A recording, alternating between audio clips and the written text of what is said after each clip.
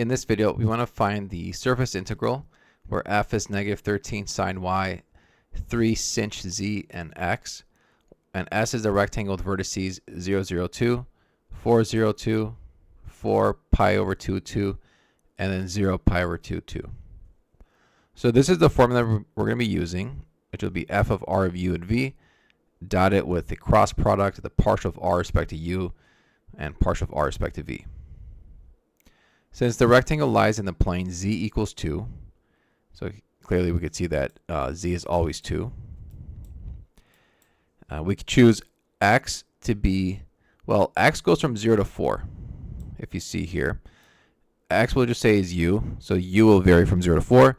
Y varies from 0 to pi over 2, so we'll just call that a different variable. Let's say v, and then z is always 2. So v will go from 0 to pi over 2. And so r of u and v is just u, v, and 2. Now we can take the partial derivative. So the partial of r respect to u, that's going to be 1, 0, 0. R respect to v is 0, 1, and 0. We can take the cross product of this and end up with 0, 0, 1. So now we can substitute in what x, y, and z are into f. So remember, f was negative 13 sine y, 3 sinh z, x. Plug in x equals 0. Y is v and z is 2. We end up with negative 13 sine v, 3 sinh 2, and u. We then take the dot product and end up with just u, because these guys will just cancel out with a 0.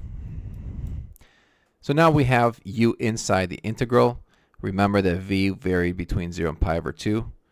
U we said was from 0 to 4. U is a constant when we integrate with respect to v, so we could just multiply by the length of the interval, which is pi over 2, to get u times pi over 2. And then we integrate that from 0 to 4 to get 4 pi as our final answer.